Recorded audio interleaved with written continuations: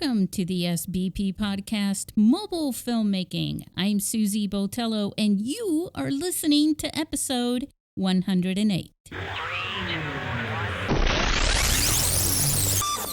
So we have a new series. It's called In the Weeds.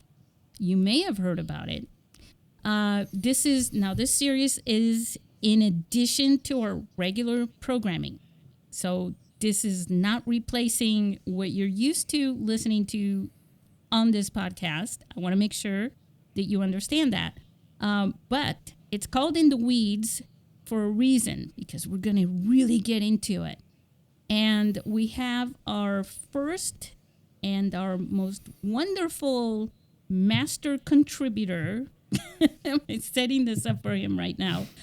Jason C. Marshall, who is bringing and contributing to this series all about storytelling, story structure, and everything that comes with it. Welcome, Jason. Welcome back. Well, thanks for having me again, Susie. Hey, Jason, why don't we, I was thinking maybe what we should do is in this introduction to the series, why don't you share with our listeners a little bit about what you intend to talk about and share with them?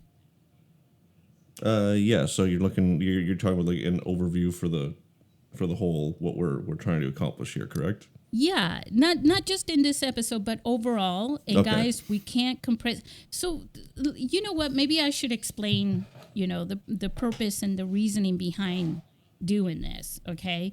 Because see, so this is what's going on. So I basically hope you get a lot out of this series, because it's my goal to inspire you, right? If you're listening to this, that's my goal. It's always my goal. It's been my goal. And so after like 100 episodes, listening to filmmakers and other people in the industry, they've been sharing and discussing mobile filmmaking with us, meaning you as well. And I felt we were trying to like really cram a lot into each episode, right? Some of them are about an hour, and then some are longer than an hour. But I feel like there's this one part that really, really matters a lot when you're making your films, and that's called the story.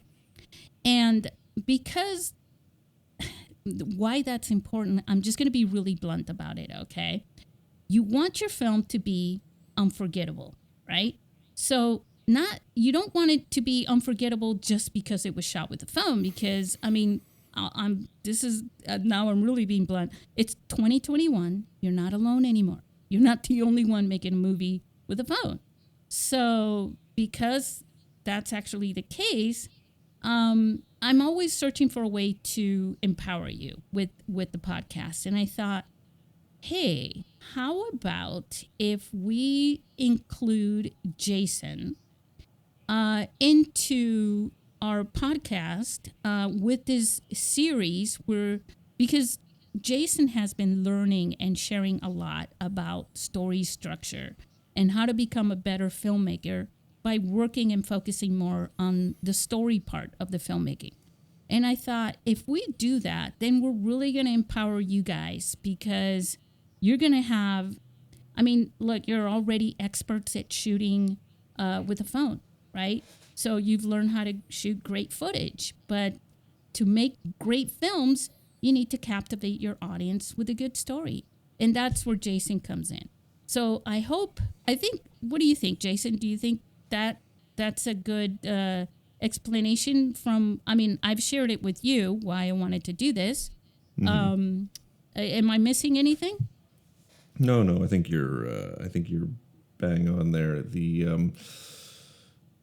It's one of the things, and I think we all do it as we're starting it. We tend to focus on the technical versus because it's a little easier to figure out, because stories, as much of a science as is an art, it's a bit more, sometimes it can be harder to grasp. So it's easier to focus on, well, how can I use my phone to shoot a film? Figure out Filmic Pro or any of the others like Moment or Beast Grip app, whatever they call it. So yeah, you can hone the technical pretty easily after doing a few shoots. You know, like, okay, I can get good images, I can make things look pretty, but that's only a small part of it, because without a properly structured story that has a proper flow that audiences are accustomed to, there's no guarantee they're going to be as into your story as you are. Yeah. If that makes sense, I think. So, in the last time you and I talked, episode 107, I believe, we kind of went over that and talked about my experiences making films, and then trying to figure out why aren't these good, and that led down to the story road, and that's where we are now, at the point where I'm not as much of a filmmaker or writer so much now as, I guess, an educator, because the things I've learned I want to share and help other filmmakers craft that story that audiences are going to get attached to. And I totally get that. It's a thing that happens, right? Where you're making films, you're working in the industry, right? Just kind of like what I was, and then you go into this path where you start sharing it, and it's enlightening for you in a way that other people are getting something good out of it, right? Out of what you've learned. And yes. then it's like, okay, it's like you're sharing everything you buy at the grocery store, you're sharing with people who are hungry, right? And then you open up the fridge and there's nothing left for you, right? Because you're out of time, you're out of, you're giving away so much. But that's okay, because we all have a purpose in life. And I think, like for me, it just seems like, wow, I'd love to make a movie, myself, with a mobile phone. I mean, in my position with the film festival and everything, it's like, well, it was this great idea, and now things are in where I want to make a film, and but I'm constantly busy with the film festival, with the podcast, and all these other things. Where, well, maybe that's my purpose, right? I'm kind of taking it day by day, but that's the thing. And for you, I think it's the same thing, but at least you come from that. And I shouldn't say at least. I mean, what I'm saying is you come from that background. It's not like, oh, I come out of nowhere. I was a CPA or something, and now I'm going to teach filmmaking. Yeah, exactly. It's and the thing is that I actually get it. I mean, I would figure it would have to be the same with you. The sharing of other people's content, the cultivating new filmmakers, the encouraging people to do the thing they want to do, and not be held back by not having the right equipment, quote end quote. The fact that, yeah, you can, don't worry about this stuff, just go out and do it, learn how to do it, and then you can refine after that, which is the point that, or excuse me, which is where we're at now. Okay, you know how to make a film on a phone. Now let's talk stories so you can refine it so that all the pieces can fall into place. Good story, good filmmaking technique equals a product people want to watch. Yeah, and if you're making movies with phones, guys, if you're making a movie with a phone, it's in my best interest to make it your best interest to make awesome films, because we're all in this together. It all goes hand in hand. Absolutely. So, you know how to make a film on a phone, but you don't necessarily know story structure or how to take your idea that you're passionate about and structure it in such a way that an audience will recognize and get attached to. And that's where the problem comes in, because in your head it all makes sense, but you know it inside out. So there is a certain amount of translation required to put it into a more familiar format. And this is where people may balk at this idea, but formula doesn't constrain you. Formula is freedom. because audiences have been trained through watching movies what to expect in a movie. So if things aren't there or things are out of order, they may not respond to what you're presenting. Look, So, you could call a bagel a donut. But if you True. call it a donut, people expect it to be sweet. yes. So if they, now as good as bagels are, if you give somebody a bagel and you call it a donut, they're going to be very disappointed when they taste it, because it's not going to taste like a donut. Everybody's reaching for donuts now, Jason. Everybody's like looking for, I've delivering reached for too many donuts. But that's the whole point of it. Jason, explain your. Let's go back to. Let's start sharing with everybody in this intro episode more about what we're going to be discussing in this series as we move along. Yes, yeah. So today we're going to just kind of do a structural overview.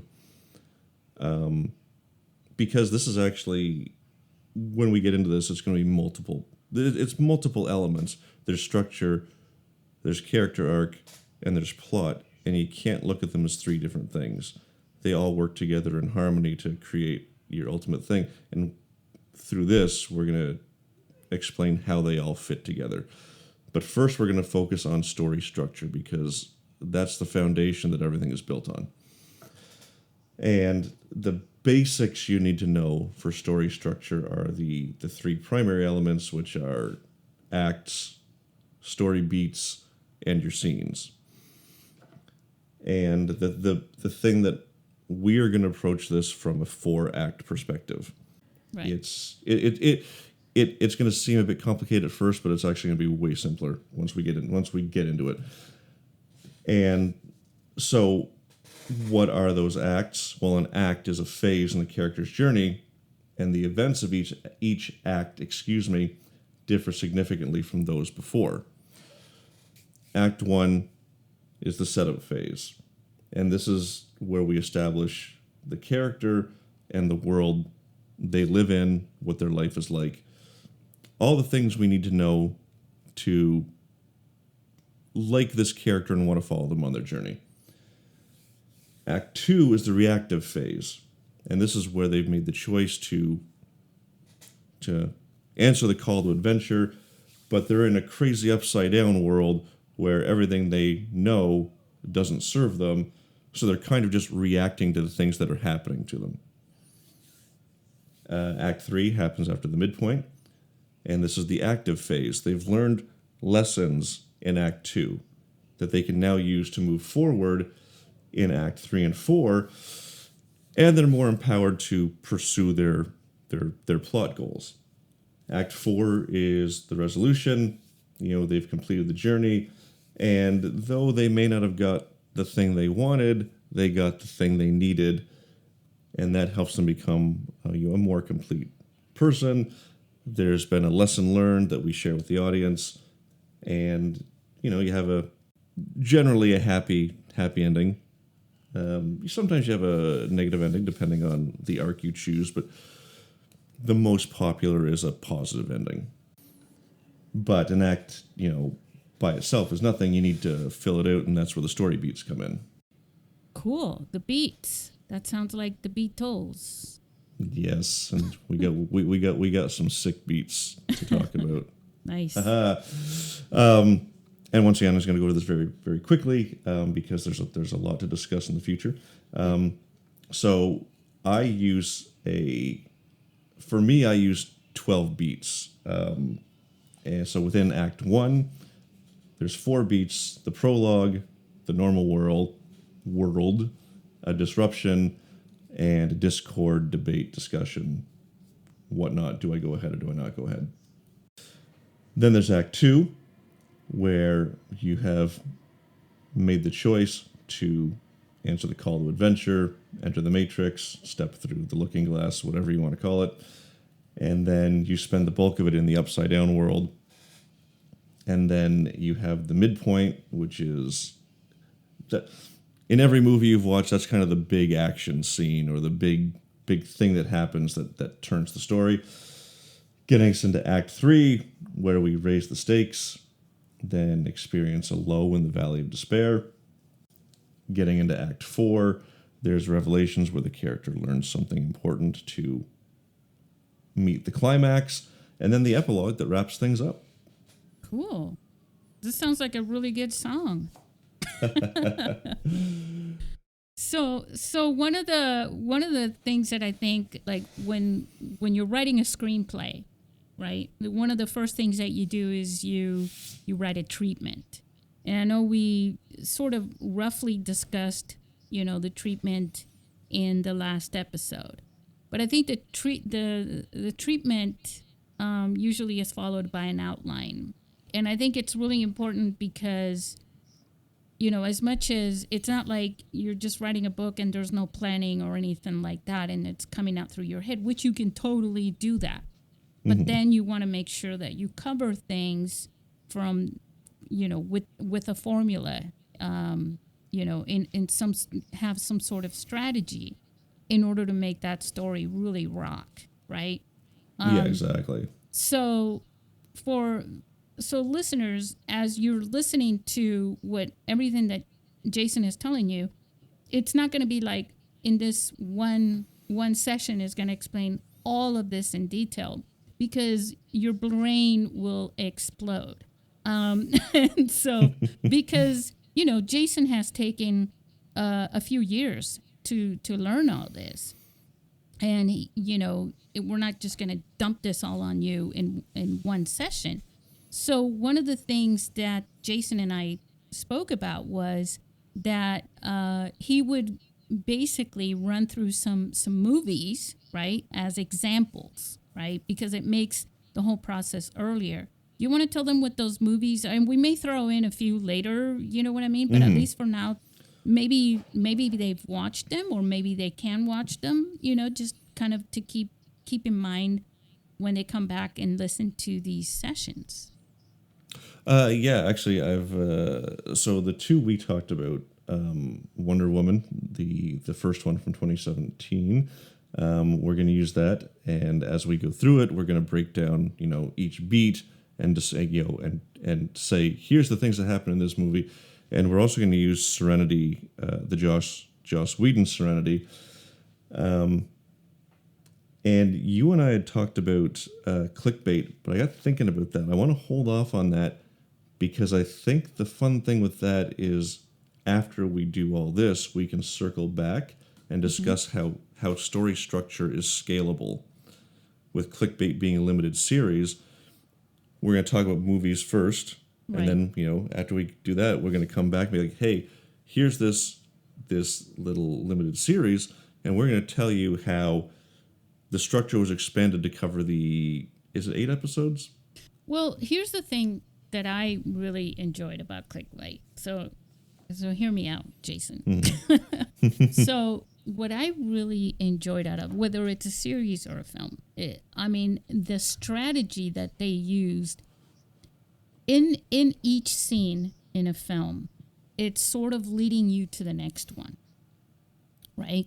And you're always having, there's this thing that I cover when I'm talking about the storytelling, the ways and means of storytelling, if you want to call it that. And one of them is, it's like the mouse cat and chase game, right? Not the mouse, but the cat and mouse chase game. Yes. Where they're leading each other. So basically, it's a tease. It's a bit of a teasing, right? Yes. But there's also some satisfaction that has to go there. The whole storytelling, everything about storytelling is quite psychological, right? In one way or another. And there is a science to it. And there's this thing about that series, right? In clickbait, that they're leading you along, and I thought it was just really well done. They're leading you along as a viewer in one direction. And you, as a viewer, have made up your mind, because we all do that, just like, Jason, probably should listen to episode 107 with Yes, Jason. definitely. Yeah. And one of the things that we talked about was exactly that it's a game. You're gaming the entire story for the viewer because it is entertainment. But you got to realize that when you're watching a movie, you're kind of like, you like figuring it out, right? You do want some satisfaction in that. You don't want to be completely out of the loop throughout the whole thing. So you throw in clues that lead you here and they lead you there, and you're like, aha, I'm getting this. I'm so smart. I know who this person is, and I know where this is leading to. And then the whole thing gets flipped. And then it gets flipped again, and it gets flipped again and again and again. And what I really enjoyed about this movie is that as much flipping as it goes on, with flipping your interpretation and your perspective and your what you thought was happening in this mystery, in the end, everything comes together and fits in a way that makes sense. You're like, oh, it was all right there. So it's not like it leads you astray at the end. You're going, no. If that were true, then this wouldn't have happened. And that's why I mentioned that film to you, Jason, because I thought it was just so greatly done. It's been a long time for me to watch a film and have a movie do that. Usually I figure them out. Well, so that's just it. That's what I'm thinking. We'll because of the stretched out nature of it being a series versus a 2-hour film. Right. It's probably worth coming back to after we've kind of gone through everything in the simpler format and in the simpler 90-minute format. Then we can be like, hey, you understand this now. Yeah, and I think our listeners also are going to want some tricks. You're going to want to know some tricks of the, yes, we're going to talk about beats and story structure and the acts and all these things. But you're going to get to, it's going to be fun because we're going to, well, as long as I'm in it, it's probably going to be a little funny here and there because my dorkness will come out.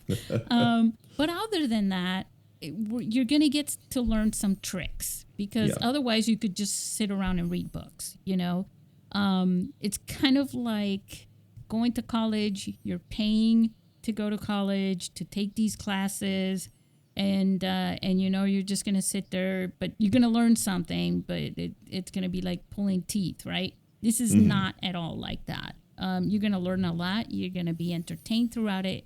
And the best part is at the end of each session, you're going to get tips and tricks out of it that you can start using right away, that everything will come together for you. Oh, absolutely. And we post all our socials in the show notes. So, I mean, if anyone has a question, they can reach out and tag either of us, and we can expand the conversation beyond just the confines of the podcast. Okay, so now that we're almost at the midpoint of this particular intro session, pretend that I'm doing a commercial or something here, but I'm not. But basically, I do want to update you on a few things. So basically, Jason has come on board with the smartphone filmmaking publication that we have on Medium. And he is now officially a writer for the publication. So, yay! Yes, very much yay. Congratulations. Thank you. Thank you much. So now that he's a writer, he's going to be writing the article for this particular session. So he's going to have a breakdown of the outline thing that we were discussing and all that. And then he will write the articles for the next sessions. And he may write a few other articles as well, because why not? He's a writer now, right? No, exactly. So that's an update I wanted to give to you all. Another update. This is timely, so if you're listening to this a year from now, this may not make a lot of sense, but I do have to mention this. Our film festival, that is happening in San Diego. We are planning. It's taking place next April 29th through May 1st, here in San Diego. And you may get to meet Jason in the film festival too. But I don't want to give out too much information about that right now, because we have a lot of organizing to do. The other thing is, we do plan on it being in person, but it's still too soon to say 100%, yes, that's going to happen, because the whole pandemic thing. I mean, we're all dealing with that, right? Unfortunately, it's still ongoing. I know, but yeah, we do plan that. So mark those dates. April 29th through May 1st. Start putting some cash on the side to come down, because it's going to be extraordinary, and because it's going to be the first one out of the pandemic, right? It's going to be. I mean, they're always pretty awesome, amazing, fun. Ask anybody who's been here for them, and they'll tell you it's definitely memorable. We still have people from 2017 and 2018 that contact me and say, I still can't forget, how wonderful it was to be in the film festival in person, so you want to make sure you do that. But I do want to let you know the film submission dates. They're October 19th, which is next month, to submit a feature film, and November 19th. These are the regular deadlines to submit your short films. So make sure that you click on the links down below, or go to internationalmobilefilmfestival.com and get all the information. Make sure you make those deadlines and get your films in and be a part of the awesome festival experience, because we're pretty unique. Absolutely, get on in there, because it's not just it's a lot of fun, but also it gives you a chance to expand your network, talk to and meet other people in the niche you're working in. Yeah, and definitely, I love to promote the heck out of people. And you never know, you may be a guest in the podcast. She really does. I mean, I'm here. Yeah, right. And you were in our film festival in 2020, actually. Yes.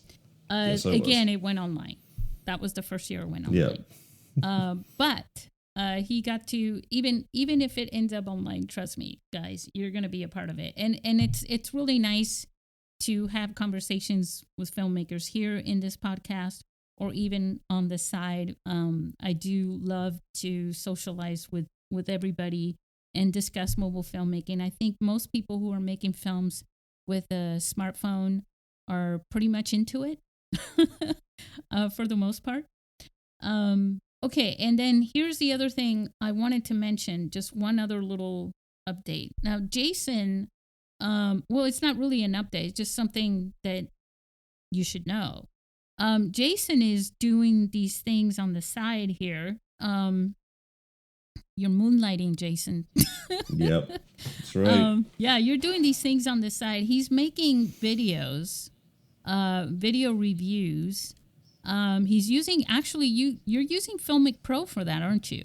Yes, I am. The just the ability to set up my camera and then use the remote app on my iPad is just so convenient, because I have the bigger screen where I can see myself, adjust the frame, make the adjustments. It's wonderful. That's incredible. Wow. And pardon me. So that's for my talking head videos. For the reviews I do with Julian, that's just we do a 2-camera setup, but it's 2 iPhones with Filmic Pro, and they look really nice. It does, and I gotta tell you, I love AirDrop to just be able to go into my office and airdrop the files right to the Mac, and there's no messing around. It's a fast, smooth transfer. Look at the work. So my experience, the workflow of making anything mobile in the Apple ecosystem is just so seamless. I love it.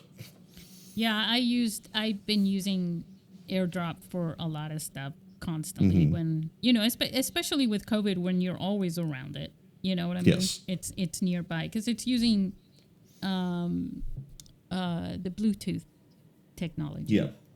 And I used that at Comic-Con too. I was with my colleague and we were shooting pictures and videos and things like that. And he had more room on his phone, on his iPhone, than on mine. And so I was like running out of space, and I'm just like shooting all the cosplayers and everything. I mean, I'm just like a, I mean, it was just incredible. Anyway, so I had all these hundreds of photos, and I was like, and video clips, and I was like, I'm running out of space on my phone. And he says, oh, I've got a gazillion terabytes on my phone, whatever. And because you can go between. It's not just computers. You can go between phones. Yes, and so there, we both were on the same Wi-Fi network, and we turned on our Bluetooth because it's there's a safety thing with Bluetooth too. So we turned it on temporarily. I dropped it onto his phone, and then later, he dropped it into my Mac later on, that night or the next day or whenever it was. And so, yeah, it's great technology. It's great to be able to do that. It's great to collaborate. If you're out shooting, stuff on location, if you've got more than one camera and, you're using other people's cameras, from your crew, and you can just airdrop them to the editor if he happens to be there, or to the director or whatever. I mean, it's really cool. It is, yeah. It's so slick. So slick. And fast. You think it's not as fast as it is, but it actually is fast. I just did a talking head for something I'm doing over at HBOthenevers, and I think it was like a 30 or 40 gig file, and because I record in 4K, so I can zoom in and out and render at 1080. I think it was the transfer time through AirDrop for the size of the file was surprisingly fast. Yeah, because again, it's Bluetooth. Yeah, it's almost like direct. It's almost like when you crumple up a piece of paper and you toss it across the room and you miss the basket. It's almost like that. So you're using Filmic Pro for that. Why I'm like totally startled with that is because most people think of Filmic Pro for, the cinematic look for films. And you're using it basically for, you're calling it talking heads, for video production, right? Yeah, exactly. But yeah, so YouTubers for the most part, right, that tend to do those talking heads type videos, they're not using Filmic Pro for the most part, are they? I would think not. Generally speaking, for the few YouTubers that I follow who do get into the details of what they use, tend to use primarily DSLRs. Yeah. Something with a flip. So generally, I think they try to find something with a flip out viewfinder that they can turn around so they can see themselves and make all their adjustments. But I mean,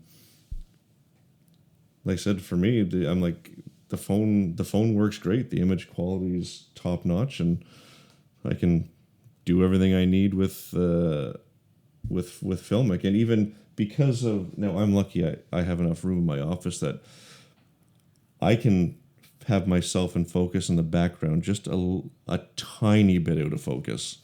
Yeah. So that helps in my case where I don't have anywhere to put a light to, an edge light for my head and shoulders to separate me from the background. So the camera, the distances are long enough that the camera gets a slightly out of focus. Like it's very little. because of the nature of the cameras on phones, but it's still enough to add some separation. Well, one of the things that I liked about your video, the last one that you shot was as well, I should say. You're like, is that the only one? But the reason I'm saying that is because you also had this this green and blue light, Yes. kind of scientific. It reminded me of like the Nickelodeon type, remember those Yeah. Halloween, like scientific horror type. I forgot what it was called, but it's really cool. It adds see, that's production value. Production value, people think sometimes it's, something you do in post-production, but that's post. That's not production. Production is while you're recording, basically. Yeah, exactly. Yeah, and so that's it, or a part of that phase, the production phase. And so, yeah, I just think it looked really good. I think more people, and by the way, you should all, what are you doing for the audio? The audio, I am using the actual setup that I'm using for this conversation right now, and that is a Zoom H6 recorder and a Rode NTG2 shotgun mic on one of those extension arms. Yeah. So that's what you do for the talking heads. Yeah. Yeah, exactly. We didn't have to worry about copyrights. We insert their song in here. So, and of course I use that for filmmaking too, because it's just, Yeah, better. you want to get good. You want to work on that audio. That's really good. Yeah, I think it's pretty awesome. Do you use any lenses or anything?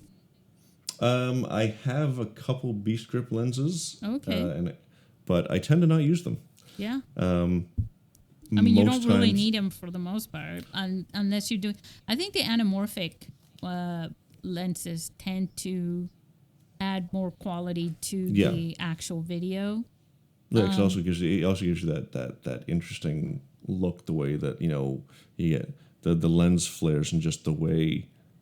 Yeah, so it alters the image in a very unique way. Yeah, and then you're using some lighting, right? Yes. Yeah. Because it's indoors. So I have. So in the case, like my setup for the talking head videos, and which reminds me, when I do the article, I'm going to put a link, because this thing that we're talking about right now, I actually did make a video on that I keep forgetting that I made. So the thing we're talking about, I can actually put out there and share to say, hey, look as well as talking about story and making movies, look what else you can do with a phone. You can make these nice looking talking head videos. But yeah, so I have two lights that project onto the background and I change the gels. Nice. To give it a different look, whether it's green or blue or red or blue, or right now I'm using pink and blue, just to mix it up. And I've got two little LED lights, one on either side of the desk, so that I have, as far as so I can't do proper 3-point lighting, but I can do 2-point. So I got more on one side of my face than the other. So one side of my face is a little bit shadowed. The creativity in mobile filmmaking is pretty awesome. If you're listening to this and your mind is like, oh, I do this or I do that, get on Twitter, tag the podcast, tag Jason, whatever, and share that with us, because everybody's got like these really creative, unique things. I want to mention, you were talking about the book Save the Cat. Mm-hmm. And while I was listening to you during the last podcast, there was one person that was on my mind throughout the whole thing. She was in episode 94 of the podcast. Mm-hmm. Jennifer Zhang, who won the Best Feature Film in this 2021 film festival. She actually is an instructor for Save the Cat. Oh, is she? Yeah. And so, she's an instructor so if you go to, I forgot the name of it's on, we'll insert the link for it, as well. But she, I was telling her, I'm like, hey, we were talking a lot about the book, but she mentions that in episode 94, and then on our Patreon page, SBP Podcast on patreon.com, we share, if you become a patron, we share an entire separate episode where she talks about that as well, more in detail, about Save the Cat and all that, because she's very much into the same topic as well as anyone who wants to make a great film. Why I'm mentioning that is because I'm hoping to inspire some of you right now, because her film, she shot it through the pandemic. She shot the whole thing on her iPhone, and then she edited the whole film on her iPhone as well. It was 73 minutes long. But here's the kicker right here. It was such a good story. It was such a good story that the film made it to Cannes for the, which was, I think it was in July where that took place, the Cannes Film Festival. And it made it there on the film market. And she got a lot of recognition for shooting her. She basically got, she's a filmmaker, and she got more recognition from that film that she shot on her phone than in almost all the other projects that she's ever had. I can't speak for her, but you should listen to her in the podcast. Maybe we'll have to bring her back. Maybe we'll have to do a session with you as well, Jason. That would be cool. Right? That would be cool. 'Cause look, I got a lot of respect for the people over at the Save the Cat Institution, we'll call it, because they've really expanded it with the various trainers, the training programs. They've expanded into Save the Cat writes a novel, Save the Cat writes a TV series, because that whole thing where structure is scalable and it applies to multiple platforms. So it's absolute genius. Yeah, and it inspired you as well to. It did. Yeah, like I said, it is literally the book that led us to this moment. Yeah, and look, guys, you know me, I don't have any affiliates or anything like that here, so go get the book, go read it, because it'll fall into place. But Jason, we're really looking forward to the next session now that we've gotten through the intro session, and we've gone down this little stroll on some mobile filmmaking. Yeah, on some little. Yeah, but we're both passionate about it, so yeah, it's a natural. It's a natural segue. Yeah. Well, and I had to do that because it was just really neat that you were using Filmic Pro to do your talking head videos. That you're doing these reviews, and I don't want to really stick to calling them your talking head videos. They do have a purpose. Why don't you tell us just 2 minutes? Just tell us the purpose of those videos and what you're sharing there. Okay, so it's two different spots. One, the stuff that we're talking about right now is eventually going to be made into videos where I talk about it, and in the video format. But what I'm doing right now is, for my work over at the fan site HBOthenevers, I'm writing articles on my theories and thoughts on the show. But we were talking about it. I'm like, I want to convert these to video because I'm curious how audio-visual engagement compares to text blog engagement. And it's also a chance to take this work I've already done and put it in another format. So it's not, so that I could just reach more people and spread that message and change lives. Yeah, and we're not talking about literally. See, and this is why I don't want to say it's talking heads, You do things in between and in the middle, and you overlap it with footage and oh, yeah. It's a very entertaining thing. It's not, because, I just don't want it. Yeah, I don't want to under or demean your videos. Well, see, because I can't quite call them video essays yet, because it's not quite there. Right. So it's kind of in the middle between the two. Yeah, but it's definitely entertaining. It's not like you're not just gonna watch Jason's head.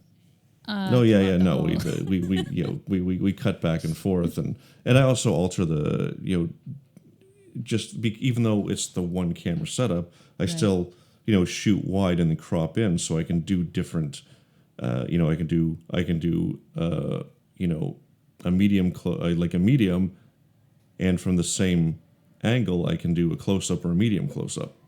Yeah, I do mine. I don't have an iPad, so if anybody wants to send me a really nice gift for Christmas or something, I'm down. But get the woman an iPad. What I do is I literally do this old style, like I used to do back in the day of my video production jobs, where I would get I would put the thing on the tripod, the camera on the tripod, this time being my phone.